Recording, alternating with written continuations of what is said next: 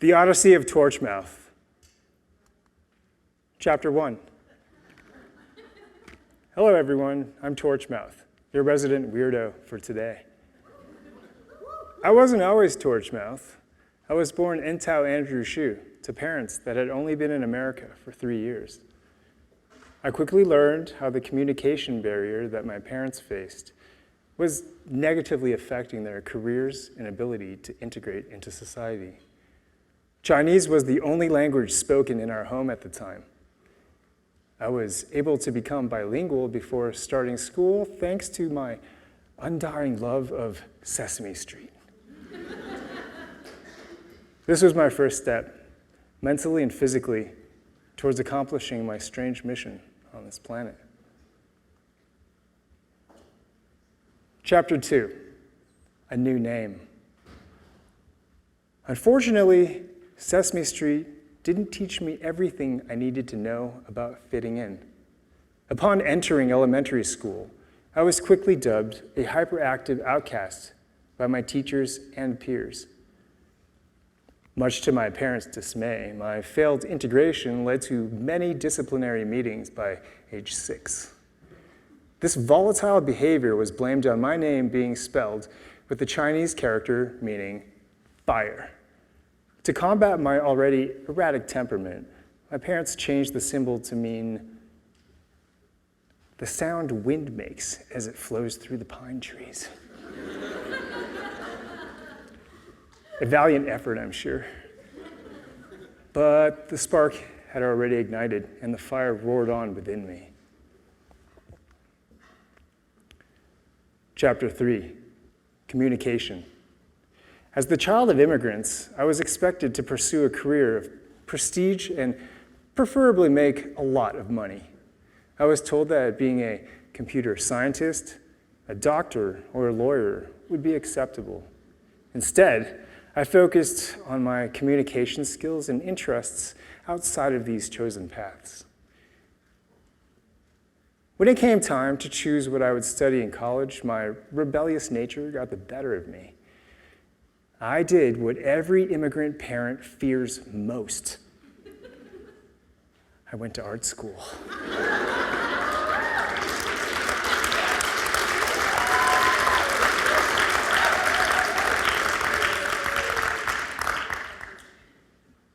Chapter 4, Albert Chong.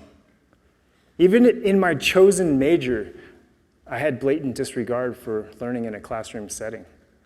My creativity was burning a hole through every attempt I made at being a normal art student.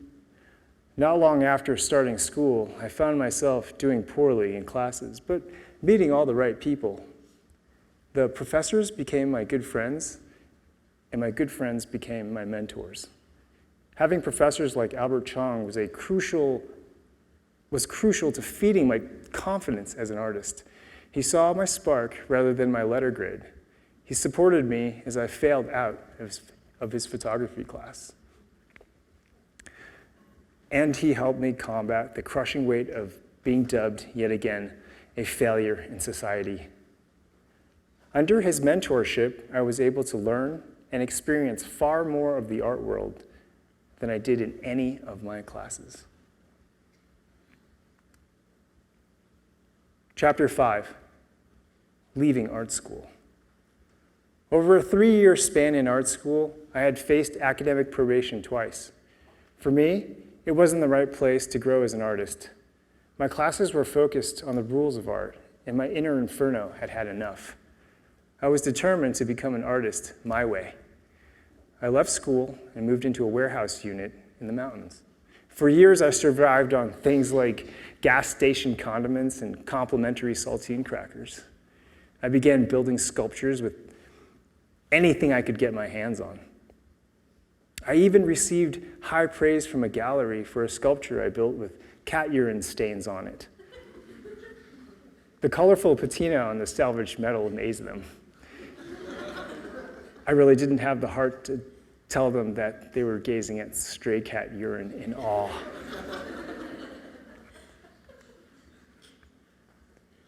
Chapter 6, Dina Kalahar. Through my continuous networking and much determination, I was able to acquire my next mentor. Dina Kalahar is an accomplished glass sculptor. The quality of her work was astounding. So I readily absorbed every lesson she had to teach. I started training with her regularly, and soon I installed a glass-blowing studio into my warehouse unit. I put more faith in my instincts than in other people's desires for my life. I was then able to excel in a field that wasn't a previously known option. Chapter 7, Taiwan. I continued to grow and experiment as a glass sculptor. I was able to deeply resonate with the difficult nature of glass work. This medium is easily broken when not given the correct conditions to thrive.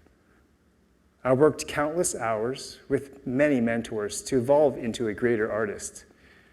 I was able to obtain more skills to help convey the creative outpourings of my brain. This chapter of my life resulted in me being invited to tour Taiwan and show my glass sculptures in a museum. Chapter 8, Sifu Liu. Glass blowing and sculpting comes in many forms. I was lucky enough in my travels to cross paths with an animal sculptor, Sifu Liu. He was so committed to his craft that he spent 3 years just perfecting his horse sculpting. I studied with him for 4 months, subsequently captivated by his technique. I came back the next year for 4 more months. Chapter 9, Sifu Simon. My quest for knowledge didn't stop with glass. The martial arts have been a passion of mine since I was a child.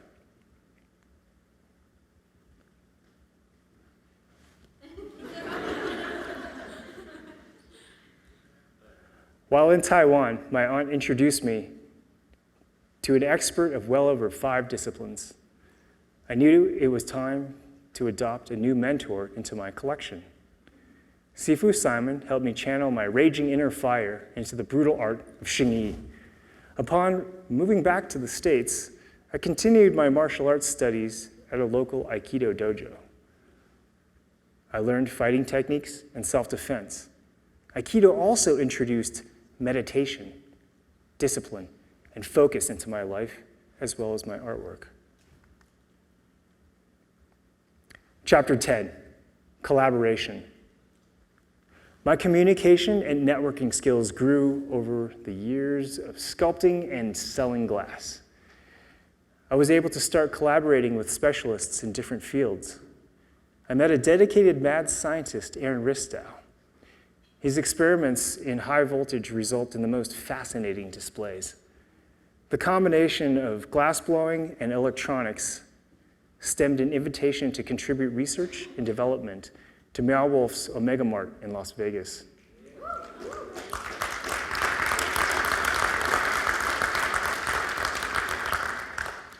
Aaron's pursuit of rediscovering lost technology continues to produce unimaginable results. He inspired me to test my own combination of skill sets.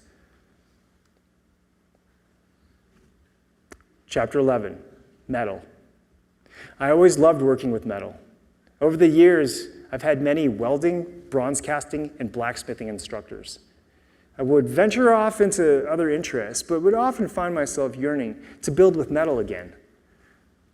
I happened upon a grant opportunity for a Valentine's Day festival. I decided it was time to formulate a team. Many of my mentors, allies, and friends assembled to help me construct my first large-scale sculpture. We lovingly dubbed this winged fire-spouting monster Ant Eros, or better known as the Dark Cupid. His backstory is one of heartache and betrayal that many people can relate to. At the time, I was discontent with the idea of love. Through this display of fury, I was able to connect with far more audience members than I could have ever imagined. The dark Cupid continues to travel the Front Range with his 30-foot flames of wrath. Chapter 12, Johnny Chinaman. I journeyed on to make my own sculpture to bring awareness to the plight of my ancestors. Did you know Chinese immigrants were not eligible for United States citizenship until 1943?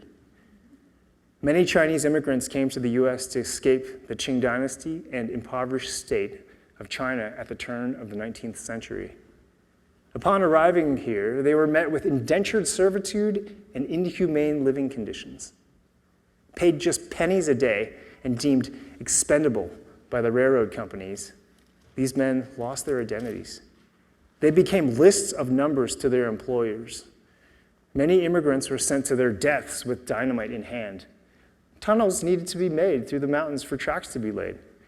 This was only a small price for the railroad companies. This forgotten history inspired the rage and perseverance I needed to create Johnny Chinaman. His ball and chain hairstyle is symbolic of the mandatory hairstyle for men in China at the time. His hairstyle was an easy way for the immigrant workers to be identified and targeted with violent prejudice. Race was the ball and chain that kept them behind.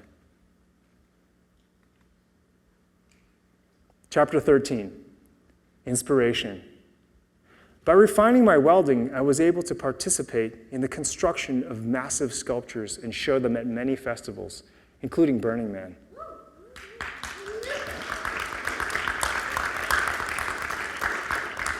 That network exploded into meeting and making props for fire spinners.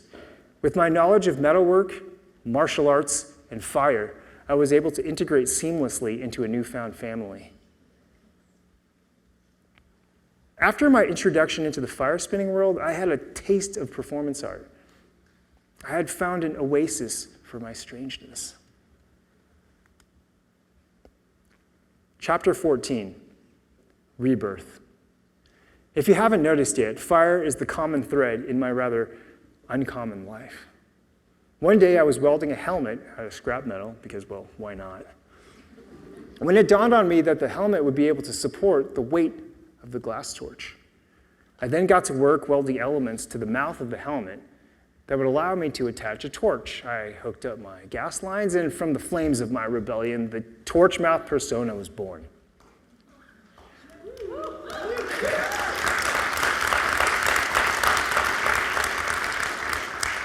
Torchmouth now travels Colorado, spouting a 5,000-degree flame and leaving glass animals for audience members.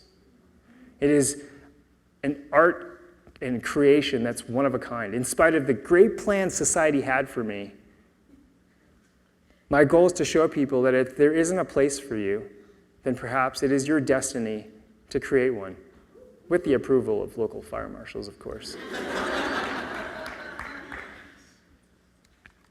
Chapter 15, Freedom. The ability to express yourself is not learnable in school or purchasable in an art store. It comes from a fire within that refuses to stop burning in the face of adversity. I've gone hungry for months, lived in storage units and warehouses. I've been known to be a couch guest more than once. If I were a computer scientist today, I would not have had those hardships, but I would have also missed out on all of the great adventures my life has provided. Chapter 16, Passing the Torch. I'm by no means saying to drop out of school, quit your job, or be homeless. I'm saying that you know yourself better than anyone in this world. It is your job from birth to continue to explore who that person is. Allow them to grow and evolve. Torchmouth is a beacon to my community. It is a love letter to those around me. Maybe someone in their 60s sees me and picks up a hobby they abandoned years ago. Perhaps a young child is mesmerized by the flames and starts to explore performance art. These are the chain reactions that feed my internal flame and allow my creativity to flow into the next project.